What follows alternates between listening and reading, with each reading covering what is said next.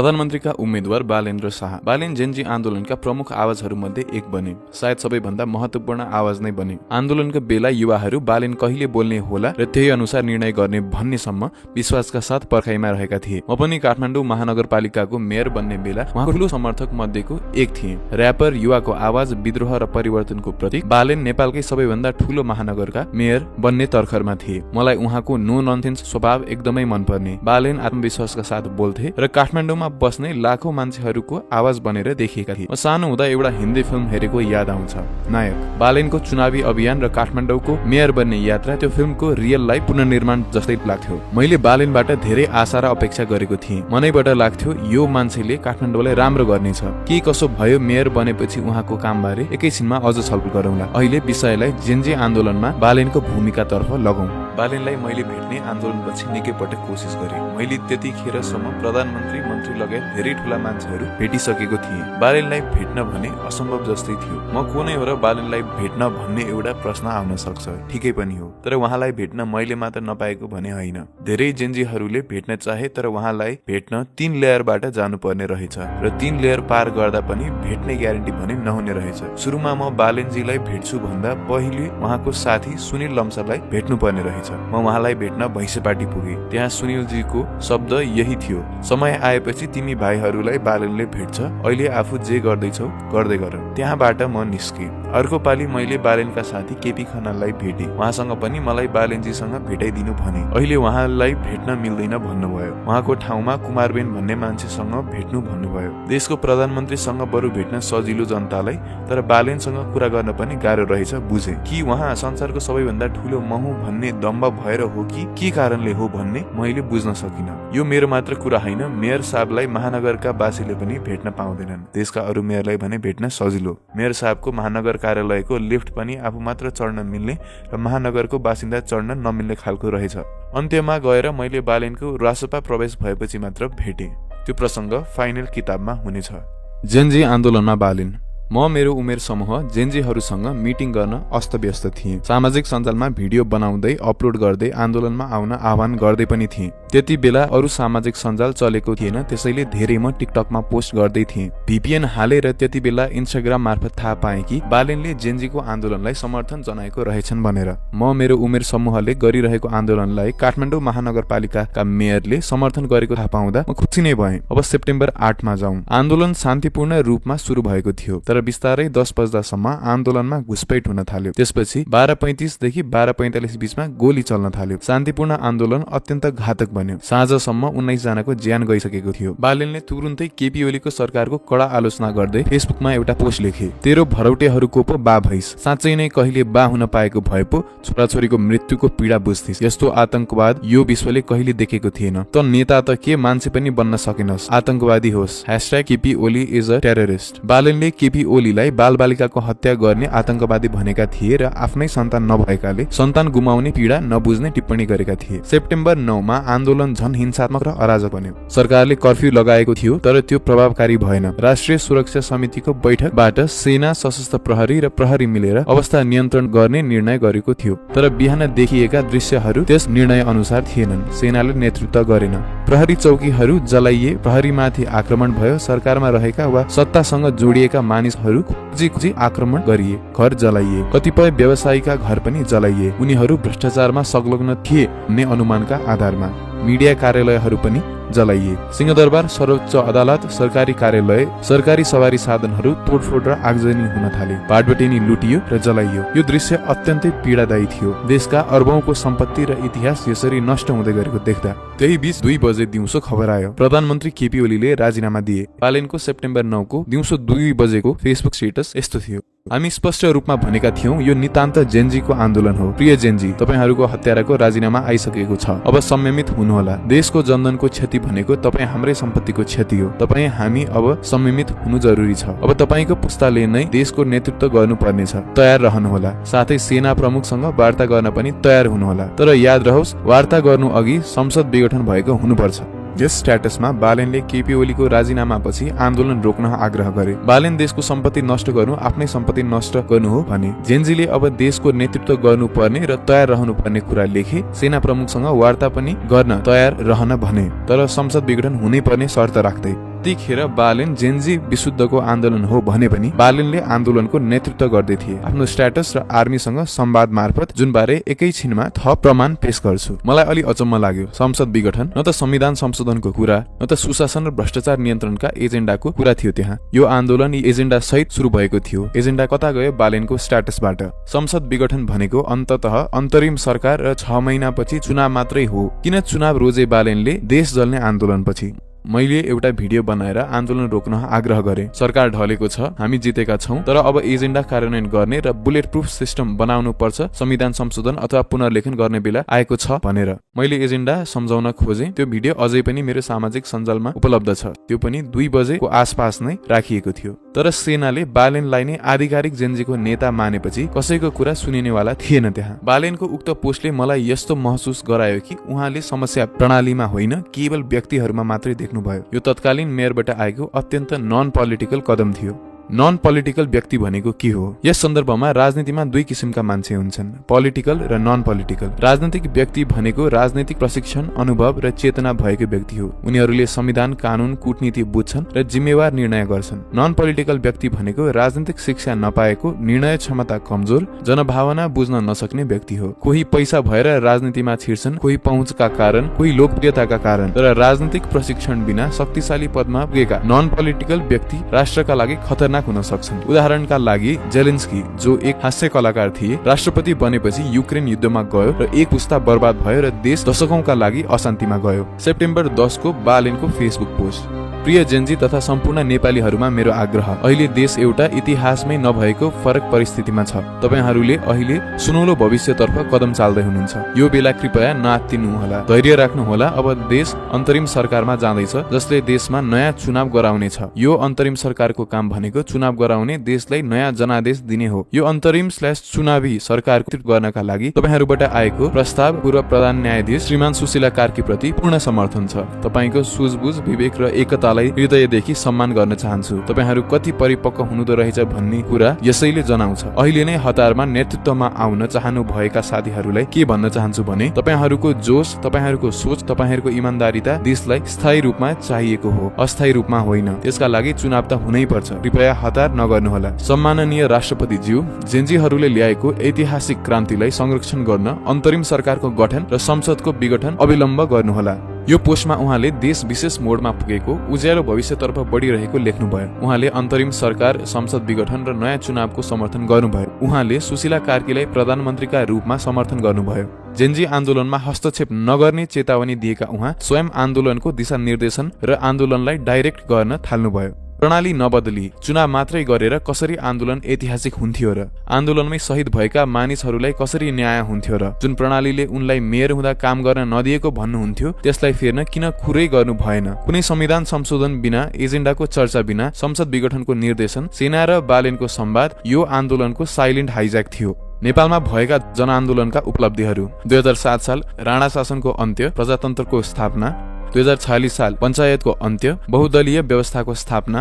2063 साल राजतन्त्रको अन्त्य, गणतन्त्रको स्थापना। के यो 84 सालको चुनाव 82 मा सार्ने मात्रै यो आन्दोलनको एजेन्डा थियो? त्यति बेला बालेन जेन्जीको आधिकारिक मुखपात्र जस्तै बने। सेनाले उनकै कुरा सुन्ने र उनले सेनाको। संविधान रहँदासम्म र राष्ट्रपति रहँदासम्म सेनाले राजनैतिक वार्तालाप गर्न नपाउने थियो, तर भयो। लोकतन्त्रमा संसारभरि यो अभ्यास हुँदैन। तर बालेनले सेना प्रमुखसँग मात्र वार्ता गर्नुको आह्वान गरे। यो अलोकतान्त्रिक कदमको पछाडि के थियो? पछि मैले तनुजा पाण्डेसँग कुरा गरे। सेप्टेम्बर 9 को राति तनुजा सेना मुख्यालय भद्रकाली गएकी थिइन्। तनुजा पाण्डेसँग युजन राज भण्डारी लगायत कुल 12 जनाको टोली वार्तामा गएको थियो। सेना प्रमुखले बालेन र सेना बीच दिनभर संवाद भएको र उक्त पोस्ट बालेन र सेनाको कुराकानीबाटै आएको बताए। यसको प्रत्यक्षदर्शी 12 जना त्यो बैठकमा बसेका जेन्जी छन्। राष्ट्रपति रहँदा रहँदै सेना राजनीतिक हुनै नमिल्ने, तर भयो। संसद विघटन भयो, आन्दोलनका एजेन्डा बिर्साइयो, हामीले गुमायौं समृद्ध नेपाल, भ्रष्टाचार मुक्त देश, आफ्नै देशको उज्जवल भविष्य। बांग्लादेशमा पनि नेपाल जस्तै 2024 को जुलाई महिनामा विद्यार्थी आन्दोलन भएको थियो। यो आन्दोलन सरकारी जागिरमा कोटा प्रणाली, जसले एउटा समूहलाई मात्र सुविधा दिने र अधिकांशलाई सरकारी काम पाउनबाट विभेद गर्ने कुराको विरोधमा सुरु भयो। आन्दोलन सफल भयो। बांग्लादेशका विद्यार्थी आन्दोलनकर्ताले आफ्नो आन्दोलन मार्फत सरकारी जागिरमा कोटा प्रणाली हटाए, जुन एजेन्डा थियो। संविधान संशोधन जनमत संग्रह मार्फत गरे र आन्दोलनलाई सफल पारे। देशले नयाँ सुरुवात फेब्रुअरी 12, 2026 देशको चुनावपछि पायो। खासमा यसरी आन्दोलनको नेतृत्व गरिनुपर्ने थियो। हाम्रो केसमा बालेनले सेनासँगै आन्दोलन नियन्त्रण गरेर चुनावतर्फ मोड्नुभयो, जहाँ उहाँ स्वयं भावी प्रधानमन्त्री बन्न चाहनुहुन्छ। सेनाको नियन्त्रणमा देश र जे लेखे बालेनले स्टेटस त्यही सेनाले गर्ने। नेताको परीक्षण आपतको घडीमा हुन्छ। यहाँ बालेनले आन्दोलनको नेतृत्व गरेको देख्यौं हामीले र कुन निष्कर्षमा देश पुग्यो हेर्यौं। बालेन शाह प्रधानमन्त्रीको उम्मेद्वार। बालेनले ऐतिहासिक आन्दोलनमा देखाएको राजनीतिक लिडरसिपले देशले 76 जनाको मृत्यु, खरानी भएको सिंहदरबार, बार देश जलेको काहली लाग्दो अवस्था, जलेको संसद भवन र नेपालीको नयाँ नेपालको आशासँग संसदीय निर्वाचन साट्यो। 84 को निर्वाचन 82 मा ल्यायो। बालेनले अब देशको लिडरसिप गर्दा कस्तो हुन्छ होला त्यो मूल्याङ्कन आफै गरौं। प्रधानमन्त्री भनेको केवल देश चलाउने पद होइन, त्यो एउटा राष्ट्रको आशा, भरोसा र भविष्य बोकेको जिम्मेवारी हो। प्रधानमन्त्री भनेको जनताको सपना सुन्ने कान हो, दुःखमा साथ दिने मन हो र अन्यायको विरुद्धमा उभिने साहस हो। जब देश संकटमा हुन्छ, जनता अन्योलमा हुन्छन्, त्यति बेला प्रधानमन्त्रीको निर्णयले लाखौं जीवनको दिशा तय गर्छ। त्यो कुर्सी शक्ति देखाउने ठाउँ होइन, सेवा र त्याग देखाउने स्थान हो। प्रधानमन्त्री भनेको संविधानमा लेखिएको एउटा पद मात्र होइन। प्रधानमन्त्री राष्ट्रको कमजोर घडीमा उसको आवाज बन्छ र प्रहर हुँदा उसको ढाल बन्छ। देशको लागि प्रधानमन्त्री भनेको अराजकतामा पनि नियन्त्रण हो। जब सडकहरू क्रोध वा शोकले गर्जिएका हुन्छन्, मानिसहरू माथि हेर्छन्, कुनै झण्डातिर होइन तर एक व्यक्तितिर, कसैले बुझोस् भन्ने आशामा। कोही जसले सुन्छ, कोही जसले सबैभन्दा ठूलो विश्व मञ्चमा उभिँदा पनि सानो भन्दा सानो गाउँलाई बिर्सँदैन। प्रधानमन्त्रीले विगतलाई सम्झनाको रूपमा र भविष्यलाई प्रतिबद्धताको रूपमा बोक्छन्। उनी आफूले नरचेको इतिहास विरासतमा पाउँछन् र आफूले कहिल्यै नदेख्न सक्ने परिणामहरूबाट उनीहरूको सफलता बिरलै व्यक्तिगत हुन्छ। उनीहरूको असफलता पीडादायी रूपमा सामूहिक हुन्छ। जब उनीहरू राम्रोसँग नेतृत्व गर्छन्, देशले सजिलो सास फेर्छ। जब उनीहरू चुक्छन्, राष्ट्रले त्यो खाली प्लेटहरू, टुटेको विश्वास र बेचैन रातहरूमा महसुस गर्छन्। नेपालको सन्दर्भमा उनीले 3 करोड जीवनको जिम्मेवारी बोक्छन्। सिक्किमका लेन्दुप दोर्जे वा हाल युक्रेनका जेलेन्स्की जस्ता अयोग्य अभिभावकले देश सदाको लागि गुमाउन सक्छ वा देशलाई युद्धमा धकेल्न सक्छ। त्यसैले प्रधानमन्त्रीको उम्मेद्वारलाई मतदान गर्नु अघि केही गुणहरू खोज्नै पर्छ। 5 वर्ष यसलाई दिउन भन्ने कुरा संसद मात्र हुने गरी उठ्ने हो भने ठिकै भन्न सकिन्थ्यो, तर संसद भएर सदनमा पनि नबसेको, नीति नियम बनाउन चाहिने अनुभव छैन। महानगरमा उनको डेलिभरी धेरै ठाउँमा छैन। त्यो एकछिनमा उहाँको मेयरको प्रतिज्ञा पत्र हेर्दै छलफल गरौँला। उहाँ आवेशमा आएर F India, F China, F America भनेर अस्ति भर्खर पनि लेख्नु भएको हो। चुनाव आउन 4-5 दिन बाँकी छ। उहाँको यस्तो भूराजनीतिक रूपमा संवेदनशील अवस्थामा भएको देशको मेयर हुँदा यस्तो अभिव्यक्ति आउँदा भोलि प्रधानमन्त्री भएर हाम्रो सानो देशबाट न्यूनै खोज्नु भयो भने 2015 मा खेपेको दुःखद नाकाबन्दी फेरि खेप्नु पर्ला। हाम्रो हवाई मार्ग छैन, हवाई मार्ग उनीहरूले नदिने भने के गर्ने? अथवा अवस्था बिग्रिएर यी छिमेकीसँग युद्धतर्फ गयो देश भने कसले बचाउँछ? युएन आउला भन्यो भने प्यालेस्टाइन धुलो पिठो हुँदा पनि कसैले रोक्न आएनन्। लाखौं मरे त्यहाँ। राजनैतिक स्कुलिङ नभएको, कूटनीति नजानेका जेलेन्स्कीले 2 वर्ष 9 महिनामा युक्रेनलाई युद्धतर्फ पुर्याए। यसको सम्भावना साँच्चै तपाईहरूले नदेख्नु भएकै हो। नेपाल जस्तो 2 संसारका शक्ति मुलुकको बीचमा भएको अवस्था अरु कुनै देश छैन। हामी साँच्चीकै एकदम संवेदनशील ठाउँमा छौं। यो कुरा हामी नेपालीले बुझौं।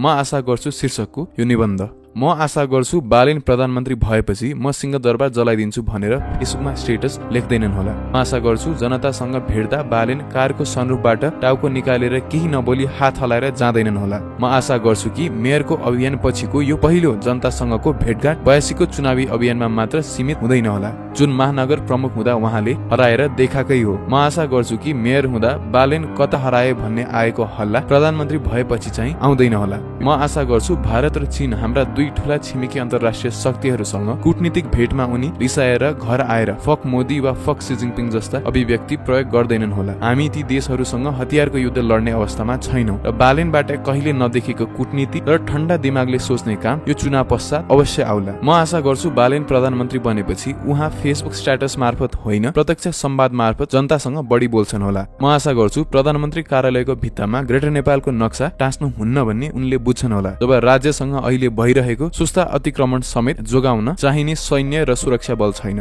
म आशा गर्छु कूटनीति बिना आक्रामक रूपमा भारतसँग ग्रेटर नेपाल माग्न उहाँ जानुहुन्न होला वा उग्र राष्ट्रवाद देखाउनु हुन्न होला। म आशा गर्छु यी कुरा यदि गर्ने नै हो भने संवाद मार्फत नै गरिन्छ होला। म आशा गर्छु बालेनले बुझ्छन् कि ग्रेटर नेपालसँगै 10 करोड भन्दा बढी भारतीय जनसंख्या पनि देश आउँछ र त्यसलाई कसरी व्यवस्थापन गर्ने। जब मेयर बनेपछि निशुल्क सार्वजनिक शौचालय अभियान समेत आज बालेनले निरन्तरता दिन सकेका छैनन्। म आशा गर्छु कि रुटिन अफ नेपाल बन्दका साहु साहु, भिक्टर पौडेल जस्ता साथी, बालेन जस्तै सबैले पाउन्, जसले निरन्तर रूपमा आफ्नो साथीको सानोभन्दा सानो कुरा पनि पोस्ट गरेर आफ्नो साथीको वाहवाही कमाइदिउन्। म आशा गर्छु कि यस्तो साथी जसले फेसबुकमा समाचार/मनोरञ्जन श्रेणीको पेज मार्फत पोस्ट गरी आफ्नो साथीलाई पपुलर प्रधानमन्त्रीको उम्मेद्वार नै बनाइदिउन्। फेसबुकबाट नहो भने बालेनको मेयर हुँदाको कामले त पक्कै पुग्दैन होला। अन्त्यमा म आशा गर्छु झापा 5 का जनताले एकपटक यी कुरा पढेर मात्र मत हाल्छन्, किनकि देश फिल्म होइन र यस्तो भू राजनीतिमा भएको नेपालमा एउटा उग्र राष्ट्रवाद देखाउने नायक प्रधानमन्त्री बने भनी देश भू राजनीतिक ठूलो संकटमा पर्छ। पूर्व काठमाडौँ महानगर मेयर बालेन शाहको चुनाव अघिको घोषणा पत्र, बालेन मेयर हुँदाखेरिको उहाँको कामहरू एकपटक हेरौं।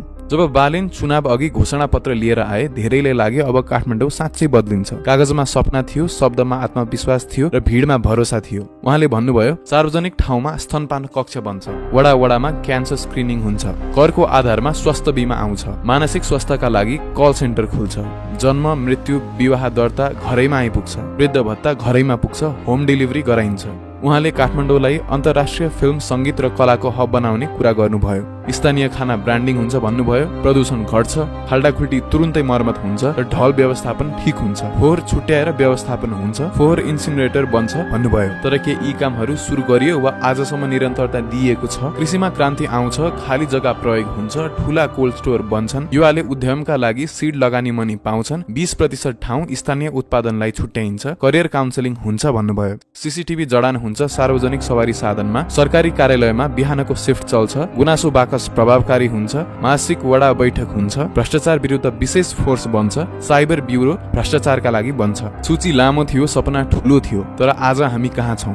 यी मध्ये कति कुरा पूरा भए, कति कुरा घोषणामै सीमित रहे, कति कुरा भाषणमै सकिए। यदि एउटा महानगर चलाउँदा आफ्नै घोषणा पत्रका मुख्य बुदा पूरा गर्न सकिएन भने देश चलाउने आत्मविश्वास कहाँबाट जुटाउन सक्नुहुन्छ? मेयर हुँदा बाचा पूरा गर्न गाह्रो भयो भने प्रधानमन्त्री हुँदा के सजिलो होला? बालेनलाई प्रधानमन्त्री बन्नु अघि जेनजी आन्दोलनका पात्रको प्रश्नहरू। यो आन्दोलनको अपनत्व लिने भन्नुभएको थियो। साँच्चै तपाईँ यदि जनताकै नेता हो भने यी प्रश्नहरूको उत्तर दिएर मात्रै मत माग्न जानुहोस्। 9 तारिकमा आन्दोलनको एजेन्डाको कुरै नगरी किन संसद विघटन गर्नुभयो? दोस्रो प्रश्न, नितान्त जेनजीको आन्दोलन हो भन्नुभयो, तर किन निशर्त संसद विघटनको निर्देशन आफ्नै खुसी दिए? देशवासीले केवल 84 को चुनाव 82 मा सार्न यो आन्दोलन गरेको सोच्नु भएको हो? संविधान संशोधन बंगलादेशले पनि आन्दोलनपछि गर्यो। नेपालको हरेक आन्दोलनले देशको संविधान वा प्रणाली फेरेकै थियो, तर तपाईले किन गर्नु भएन? विवेक पुगेन कि तपाईँ केवल निर्वाचन चाहनुहुन्थ्यो? महानगरको मेयर हुँदा किन आफ्नो प्रतिबद्धता पत्रको 30% काम पनि गर्नु भएन र प्रधानमन्त्री भएपछि के आधारमा गर्ने आशा हामीलाई देखाउनु भएको छ? अस्ति भर्खर एफयु भनेर अश्लील गाली गलौज तपाईले आफ्नै पार्टी लगायत सबैलाई गर्नुभएको थियो, हाम्रा छिमेकी राष्ट्र र हाम्रा मित्र राष्ट्रलाई पनि। भोलि यी गाली हाम्रा छिमेकी देशका नेतालाई गरेर हाम्रो देशलाई नै संकटमा पार्नुहुन्न भन्ने आश्वासन हामीले कुन आधारमा दिनुहुन्छ? नेताको परीक्षण संकटको बेला हुन्छ। आन्दोलनले संकटसँगै नयाँ नेपालको आशा पनि बोकेर ल्याएको थियो र तपाईले चुनाव मात्रै गराउनु भन्नुभयो। यस्तो अवस्थामा देश संकटमा पर्दा हामीलाई निकास दिनुहुन्छ? तपाई लोकप्रिय हुनु बाहेक प्रधानमन्त्री हुने सामर्थ्य साँच्चीकै राख्नुहुन्छ? प्रश्न गर्नु विरोध होइन, प्रश्न गर्नु जिम्मेवारी हो। यदि युवा चिटिक्क देखिने सामाजिक सञ्जालमा भाइरल भएको व्यक्ति नै प्रधानमन्त्री देशलाई चाहिन्छ भने ठिकै छ। गर्छु भनेको काम गर्न नसक्ने, कार्यकाल छोडी महानगर बासिन्दालाई अलपत्र पार्दै प्रधानमन्त्री हुने रहरमा जाने प्रधानमन्त्री देशलाई चाहिन्छ भने ठिकै छ। यत्रो आन्दोलनको नेतृत्व गरेर देशको उज्जवल सम्भावनाको आहुति दिँदै चुनाव मात्रै गर्ने हो भन्ने व्यक्ति नै नयाँ भनेर मत पाउने हो भने ठिकै छ। भोलि क्रोध नियन्त्रण गर्न नसकेर छिमेकलाई तथा नाम गाली गरेर देशलाई द्वन्द्वतर्फ लैजान सक्ने सम्भावना भएको व्यक्ति नै प्रधानमन्त्री बनाउने भए ठिकै छ। यो देशको भविष्य अब मतदान मार्फत तपाईहरूको हातमा छ।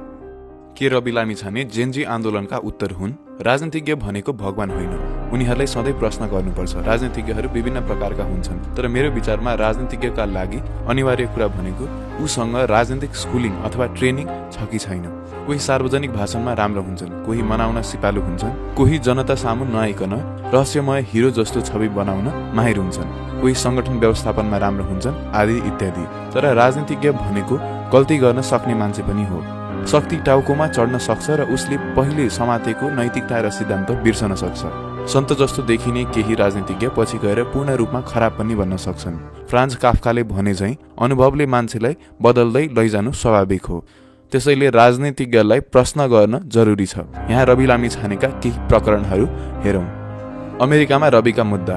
2018 देखि 2020 बीच अमेरिकाको म्यारील्यान्ड राज्यमा रवि लामिछाने विरुद्ध 8 वटा आर्थिक सम्बन्धी मुद्दा दर्ता भएका थिए।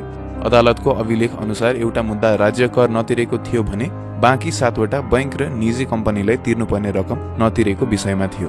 तीमध्ये 2 वटा मुद्दा बाल्टिमोर काउन्टी सर्किट कोर्टसम्म पुगे, जहाँ ऋणदाताहरूले मेरील्यान्डको पार्क भिलामा रहेको लामिछानेको घर लिलामी गरेर रकम असुल गर्ने प्रयास गरेका थिए। कानुनी प्रक्रिया अघि बढ्दै जाँदा र घर लिलामै हुने अवस्थामा नजिकिँदै गर्दा लामिछानेले बाँकी कर र बिल तिरे। त्यसपछि 2021 सेप्टेम्बरमा बाल्टिमोर सर्किट कोर्टले सेटिस्फ्याक्सन अफ लिन भन्ने निर्णयसहित दुवै मुद्दा बन्द गर्यो, जसको अर्थ अदालतको हस्तक्षेपपछि बक्यौता तिरियो भन्ने हो।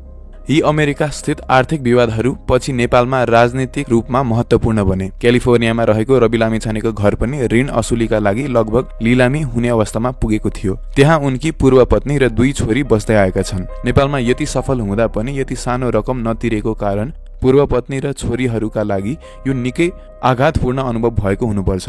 पछि उनकी पूर्व पत्नीले केही पैसा जुटाइन् र रविले पहिले पठाएको केही रकम सहित बक्यौता तिरेपछि घर लिलामी हुनबाट रोकिएको थियो। 2 नागरिकता र 2 पासपोर्ट। 2014 मा रविले नेपाली नागरिकता छोडेर अमेरिकी नागरिकता लिए। त्यसको अर्थ उनी अब नेपाली नागरिक रहेनन्, अमेरिकी नागरिक भए। उनी 2015 मा नेपाल आए। नेपालमै अमेरिकी नागरिक भएर बस्दा उनले नेपाली नागरिकता प्रयोग गर्दै नेपाली समाचार, पत्रकारिता र अन्य उच्चस्तरीय गतिविधि गर्न थाले। 2015 मै उनले आफू नेपाली नागरिक भएको झुटो विवरण दिएर नेपाली पासपोर्ट बनाए, जबकि उनी अझै अमेरिकी नागरिक थिए। नेपाली पासपोर्ट बनाउँदा उनीसँग पहिले नै अमेरिकी पासपोर्ट थियो। यो ठूलो ठगी थियो र यसले उनको राजनैतिक करियर नै सकिन सक्थ्यो। 2018 मा मात्र उनी अझै अमेरिकी नागरिक रहेको तथ्य बाहिर आएपछि उनले अमेरिकी नागरिकता त्यागे। यसकारण पछि गएर उनको सांसद पद र गृहमन्त्री पद गुम्यो, किनकि उनको नेपाली नागरिकता वैध थिएन। अमेरिकी नागरिकता त्यागेपछि नेपाली नागरिकता वैध नगराउने कुनै कारण थिएन। यहाँ शङ्का गर्ने ठाउँ छ। सायद उनले बिर्सिए, सबैबाट गल्ती हुन्छ। तर अमेरिकी नागरिक हुँदाहुँदै नेपाली पासपोर्ट बनाउनु भनेको बेवास्ता गर्न मिल्ने कुरा होइन। यो गम्भीर ठगीको मामला हो। देशको राजनैतिक अवस्थामै ठूलो प्रभाव राख्ने व्यक्ति अमेरिकी नागरिक भएर नेपाली नागरिकता प्रयोग गर्नु अत्यन्त अस्वीकार्य कुरा थियो। फेरि अमेरिकी पासपोर्ट हुँदाहुँदै नेपाली पासपोर्ट बनाउनु, 2 वटा पासपोर्ट राख्नु, यो देशका जनताले कतिको स्वीकार गर्छन्। यदि यो काम कुनै सर्वसाधारणले गरेको भए उसलाई मुद्दा चल्थ्यो, ठगी घोषित हुन्थ्यो, चुनाव लड्न पाउँदैन थियो र जेल पनि जान्थ्यो। यो गम्भीर विषय हो। तर पछि पुष्पकमल दाहालको सरकारलाई विश्वासको मत दिने क्रममा महान्यायाधिवक्ता लगाएर यो मुद्दालाई खारेज गरियो। नेपालमा धेरै पटक राजनीतिक लेनदेनको क्रममा महान्यायाधिवक्ताको कार्यालय प्रयोग गरिन्छ। तपाईले मलाई साथ दिनुभयो भने म तपाईको यो मुद्दा खारेज गराइदिन्छु महान्यायाधिवक्ता लगाएर भनेर, र यो पालि पनि त्यस्तै भयो। यदि यो मुद्दाको सुनवाई हुने हो र निष्कर्ष निस्किने हो भने यो ठुलो कसुर हो र रवि लामिछाने जेलमा हुन्थे। सहकारी ठगी प्रकरण। रवि गोर्खा टिभी प्रालिका प्रबन्धक निर्देशक हुँदा कम्पनीको खातामा 66 करोड 87 लाख रुपैयाँ आएको थियो। उनी कम्पनीमा रहँदासम्म 26 करोड रुपैयाँ ट्रान्सफर भइसकेको थियो। तर रविको भनाइ अनुसार कम्पनीको आर्थिक पक्ष मिडिया समूहको व्यवस्थापनले हेर्थ्यो, उनले होइन। त्यसैले खातामा पैसा आएको बारे आफूलाई थाहा नभएको उनले दावी गरेका छन्। यो सहकारी ठगी प्रकरणमा विभिन्न सहकारीबाट बचतकर्ताहरूको रकम निजी कम्पनी, विशेष गरी Gorkha media network, galaxy 4K television सञ्चालन गर्ने मा सारिएको आरोप छ। अनुसन्धानकर्ताका अनुसार सहकारी सदस्यका लागि रहेको ठूलो रकम उचित अनुमति बिना व्यवसाय सञ्चालन र अन्य प्रयोजनका लागि प्रयोग गरिएको हुन सक्छ। ट्रान्सफर भएको अवधिमा गोर्खा मिडिया नेटवर्कसँग उनको सम्बन्ध भएकाले उनको नाम जोडिएको हो। अधिकारीहरूले कम्पनीका पदाधिकारीहरूले सहकारीको पैसा दुरुपयोग गरे कि गरेनन् र त्यसमा लामिछानेको नियन्त्रण, जानकारी वा जिम्मेवारी थियो कि थिएन भनेर जाँच गरिरहेका थिए। उनीहरूले व्यक्तिगत रूपमा कुनै गलत काम नगरेको, बैंक खाता आफूले नहेरेको र ट्रान्सफर मालिक तथा व्यवस्थापनले गरेको बताएका छन्। हाल यो विषय अनुसन्धानमै छ र कानुनी प्रक्रिया जारी छ। उनलाई दोषी ठहर गर्ने अन्तिम अदालत फैसला आएको छैन। यो मुद्दा सार्वजनिक बचतसँग सम्बन्धित भएकाले र उनले भ्रष्टाचार विरोधी छवि बनाएकाले राजनीतिक रूपमा निकै महत्त्वपूर्ण बनेको छ। तर रवि कारागारबाट 2082 सालको जेन्जी आन्दोलनपछि छुटे लगत्तै महान्यायाधिवक्ताले यी मुद्दालाई चाहिँ खारेज गर्ने भनेर चाहिँ निर्देशन दिएको छ। यहाँ फेरि राजनीतिक साँठगाँठ महान्यायाधिवक्ताको कार्यालयबाट भएको प्रश्न देखिन्छ। शालिग्राम पुडासैनी आत्महत्या प्रकरण। 2019 अगस्तमा चितवनमा पत्रकार शालिग्राम पुडासैनीको मृत्यु भएपछि रवि लामिछानेमाथि आरोप लाग्यो। मृत्यु अघि पुडासैनीले भिडियो सन्देश रेकर्ड गरेका थिए, जसमा लामिछाने उनकी पत्नी निकिता पौडेल र पत्रकार युवराज कणेललाई आफ्नो मानसिक पीडाको कारण बताएका थिए। त्यही भिडियोका आधारमा प्रहरीले आत्महत्यामा दुरोत्साहनको आरोप लगायो। अभियोजन पक्षले भिडियो नै मृत्युपूर्व बयान भएको तर्क गर्यो भने प्रतिरक्षाले कानुनी रूपमा पर्याप्त प्रमाण नभएको दावी गर्यो। अदालतले प्रत्यक्ष उक्साहट, दबाव वा मनसाय प्रमाणित नदेखिएकाले सबै आरोपीलाई सफाई दियो। कानुनी रूपमा मुद्दा बन्द भइसकेको छ, तर मिडिया नैतिकता, मानसिक स्वास्थ्य र कानुनी प्रक्रियाबारे सार्वजनिक बहस अझै चलिरहेको छ। मर्ने बेलाको बोली सायद जिन्दगीको सबैभन्दा महत्त्वपूर्ण बोली हो। शालिग्रामको त्यो भिडियो मैले पनि फेरि हेरेँ। यदि साँच्चै रविको कुनै पनि हातै थिएन भने किन आफ्नो महत्त्वपूर्ण अन्तिम बोलीमा रविको नाम लिन्थे होला शालिग्रामले? किन रविको नैतिकता र चरित्रमा प्रश्न आफ्नो अन्तिम समयमा गर्थे होला र? मानसिक समस्या नै त्यस्तो गम्भीर थियो भने उहाँ पत्रकारितामा रोजगार रहँदा किन निष्कासित हुँदैन थिए होला? उनी त आफ्नो काम गर्दै थिए, कार्यालयमा यो कुरा याद गरिएन होला? प्रश्न धेरै छन्। रासपाको समानुपातिक सूचीको विवाद। 2026 को समानुपातिक उम्मेदवार सूची चयन प्रक्रियाबारे आन्तरिक असन्तुष्टि र सार्वजनिक आलोचना देखियो। आलोचकहरूले पारदर्शिता नदेखेको र पार्टीले भनेको मेरिट, समावेशिता र आन्तरिक लोकतन्त्रका सिद्धान्तबाट विचलित भएको आरोप लगाए। समानुपातिक सूचीमा व्यवसायीका छोराछोरी वा चिने जानेका व्यक्ति नजिकका आफन्त परेको भन्दै नातावाद र प्रभावको प्रश्न उठ्यो। आलोचकहरूको अनुसार यो साधारण नागरिकको प्रतिनिधित्व गर्ने वैकल्पिक शक्ति भने छविसँग मिलेन भने। रासपा नेतृत्वले भने संविधान र कानुनी प्रावधान अनुसार चयन गरियो र प्रतिनिधित्व, क्षमता तथा रणनीतिक पक्षका आधारमा उम्मेदवार छानिएको दावी गर्यो। यो नियत, चरित्र र राजनीतिक विवाद बनेको छ। नखु कारागारबाट नक्कली पत्र सहित बाहिरिएको प्रकरण। भदौ 24 को दिउँसो रवि लामिछाने नखु कारागारबाट बाहिरिए र साँझ फेसबुक लाइभमा कारागारले प्रक्रिया पूरा गरेर आफूलाई रिहा गरेको दावी गरे। यसलाई समर्थन गर्न सार्वजनिक पत्र पनि प्रस्तुत गरियो।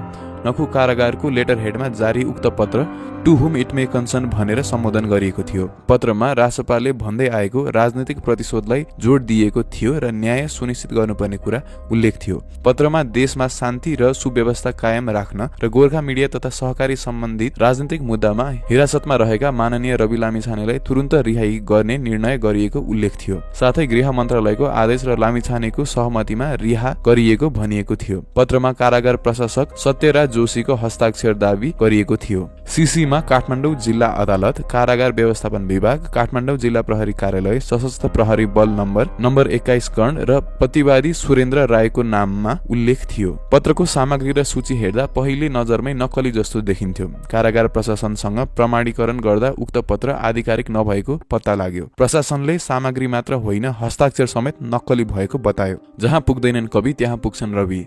शीर्षकले भने जस्तै कुन काण्डमा मुछिन बाँकी छन् रवि। दोहोरो पासवर्ड बनाउनेदेखि कारागारबाट फर्जी कागज बनाएर मलाई जेलरले छोडेको हो भनेर ढाँट्नेसम्म। जहाँ पुग्दैनन् कवि त्यहाँ पुग्छन् रवि।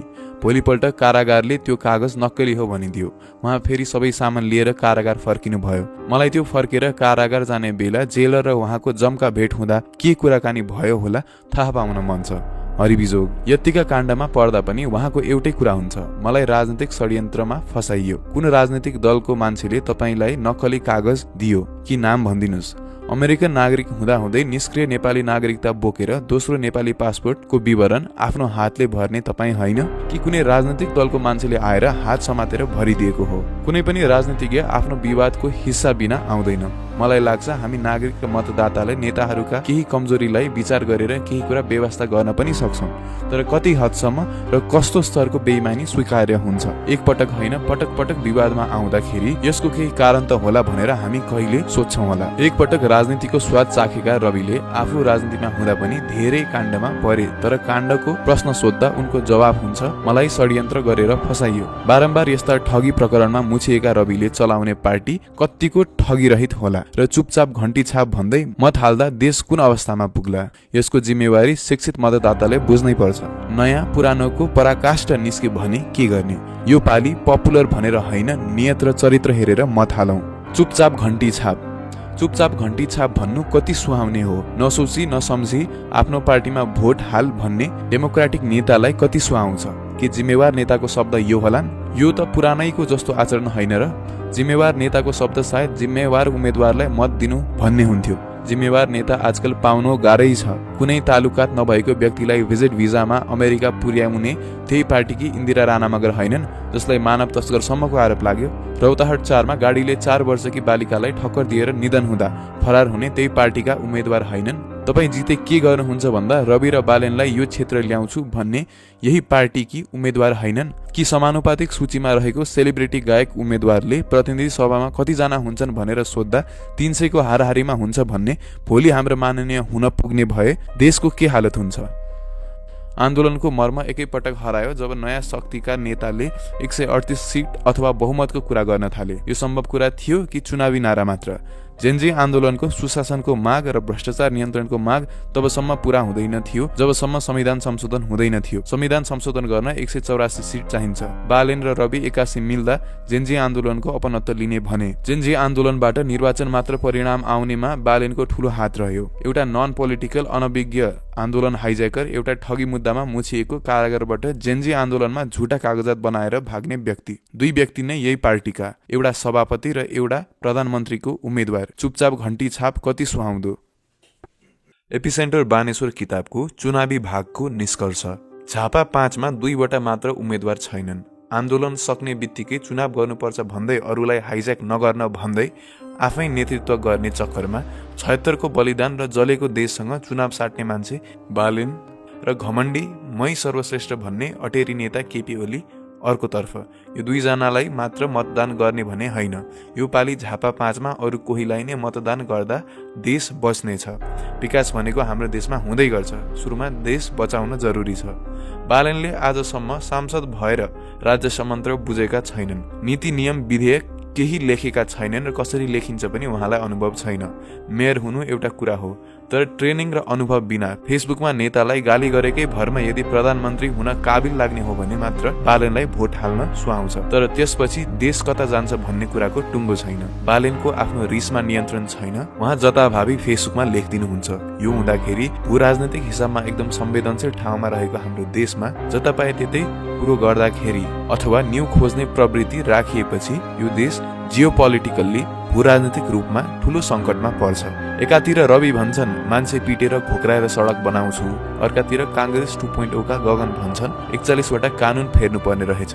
यता रविले गायक नायक सेलिब्रिटी सबैलाई राजनीतिक ज्ञान नहुँदै उम्मेद्वार बनाएर उठाएका छन्। प्रतिनिधि सभामा कति संसद हुन्छन् भन्न नसक्ने भिजन के हो भन्दा रवि र बालेनलाई यो क्षेत्रमा ल्याउँछु हो भन्ने व्यक्तिलाई कानून बनाउने संसद बनाएर उठाएका छन्। उता गगनले 100 जना नयाँ फ्रेश पोलिटिकल र नीति नियममा छलफल गर्ने योग्यता भएको प्रत्यक्ष उम्मेद्वार उठाएका छन्। एउटा पार्टीमा बारम्बार ठगी प्रकरणमा मुछिने र नक्कली कागज लिएर जेलबाट फरार हुने व्यक्ति सभापति छन्। अर्कोमा लोकतान्त्रिक पार्टी नेपाली कांग्रेस हो भनेर प्रमाणित गर्ने विशेष महाधिवेशन गरेर जितेका नीति नियम कानून जान्ने व्यक्ति सभापति छन्। दुधले धोएको म गगन थापालाई पनि मान्दिन।